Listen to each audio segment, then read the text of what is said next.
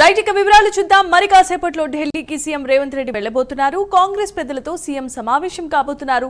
CM Revanth తో పాటుగా ఢిల్లీకి డిప్యూటీ సీఎం భట్టి విక్రమార్క కూడా వెళ్తారు. ఎమ్మెల్సీ అభ్యర్థుల ఎంపికపై కాంగ్రెస్ పార్టీ కసరత్తును ప్రారంభిస్తోంది. అభ్యర్థుల ఎంపికపై కాంగ్రెస్ పెద్దలతో సీఎం డిప్యూటీ సీఎం చర్చించనున్నారు.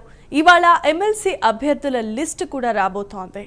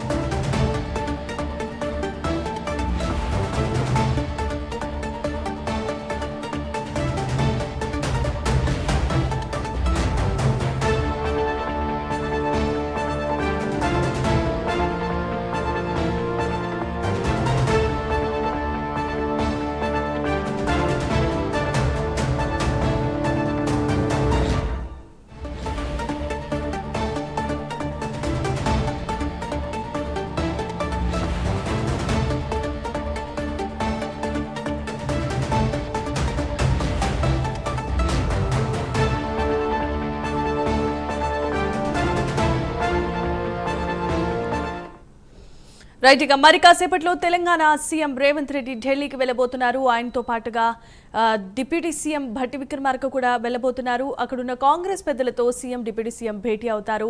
ఇక ఎమ్మెల్సీ అభ్యర్థుల ఎంపికపై కూడా కాంగ్రెస్ పార్టీ ఇప్పటికే కసరత్తు చేస్తోంది. అభ్యర్థుల ఎంపికపై కాంగ్రెస్ పెద్దలతో సీఎం డిప్యూటీ సీఎం చర్చించనున్నారు. ఇక ఇవాళ ఎమ్మెల్సీ అభ్యర్థుల లిస్టు కూడా రాబోతోంది. ఇదే అంశానికి సంబంధించి మరిన్ని అప్డేట్స్ అందించడానికి హైదరాబాద్ నుంచి మా కరెస్పాండెంట్ అజీం ఫోన్ ద్వారా సిద్ధంగా ఉన్నారు. అజీం చెప్పండి.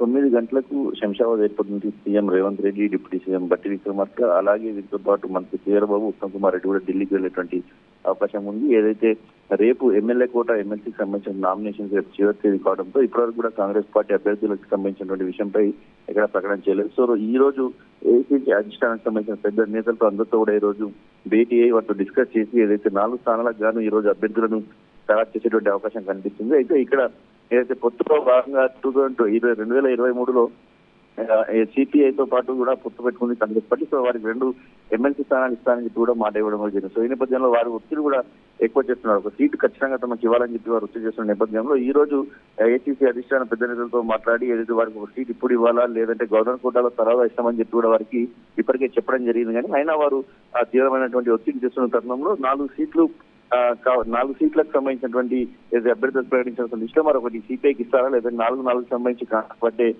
ఏదైతే ఈరోజు అభ్యర్థుల లిస్టు ప్రకటించమని కూడా చూడాల్సి ఉంటుంది. అయితే ఈరోజు ఢిల్లీలో ఏసీసీ అధ్యక్షుడైనటువంటి ఖార్గేని, అలాగే జనరల్ సెక్రటరీ కేసీ వేణుగోపాల్ ని, రాహుల్ గాంధీని కలిసేటువంటి అవకాశాలు అయితే కనిపిస్తున్నాయి. అయితే సీఎం షెడ్యూల్లో ఈరోజు ఉదయం 7 గంటలకే వెళ్లాల్సి ఉంది. కానీ మొదట సీఎం ని కేవలం ఏదైతే కేసీ వేణుగోపాల్ ఢిల్లీలో అందుబాటులో లేనటువంటి పరిస్థితుల్లో కేవలం ఫోన్ లోనే సంప్రదించి ఏదైతే అభ్యర్థుల ఖరారు లిస్టు జరుగుతుందనే ఏదైతే వార్తలు వినిపించాయి. కానీ కేసీ వేణుగోపాల్ 4 గంటలకు ఢిల్లీకి రానున్నట్టు తెలుసు. సో ఈ నేపథ్యంలో CM Revanth Reddy, deputy CM Bhatti Vikramarka ఏదైతే 9 గంటలకు ఏదైతే శంషాబాద్ ఎయిర్పోర్ట్ నుంచి ఢిల్లీకి వెళ్తున్నారు. సో ఎస్సీ, ఎస్టీ, బీసీ, మైనార్టీకి సంబంధించినటువంటి కోటాలలో ఈ 4 ఎమ్మెల్సీ అభ్యర్థులకు సంబంధించినటువంటి లిస్ట్ ని ఖరారు చేయనున్నట్టు కూడా తెలుస్తుంది. అయితే చాలా మంది ఆశావాహులు అయితే ఇప్పటికే ఢిల్లీలో చక్కర్లు కొడుతున్నారు. అలాగే ఇక్కడ పిసిసి అధ్యక్షుడు మహేష్ కుమార్ గౌడ్, అలాగే సీఎం రేవంత్ రెడ్డి చుట్టూ కూడా చక్కర్లు కొడుతున్న పరిస్థితి కనిపిస్తుంది. ఎందుకంటే అధికార పార్టీ కావడంతో తీవ్రమైనటువంటి పోటీ నెలకొంది. ఎందుకంటే చాలా మంది పార్టీ కోసం కష్టపడిన వారు ఉన్నారు. అలాగే ఏదైతే ఎమ్మెల్యే టికెట్ రాకుండా త్యాగాలు చేసినటువంటి వారు కూడా ఉన్నారు. అలాగే పార్టీ మారి వచ్చి ఏదైతే కాంగ్రెస్ పార్టీలో సేవ చేస్తున్నటువంటి వారు ఉన్నారు. సో వీళ్ళందరినీ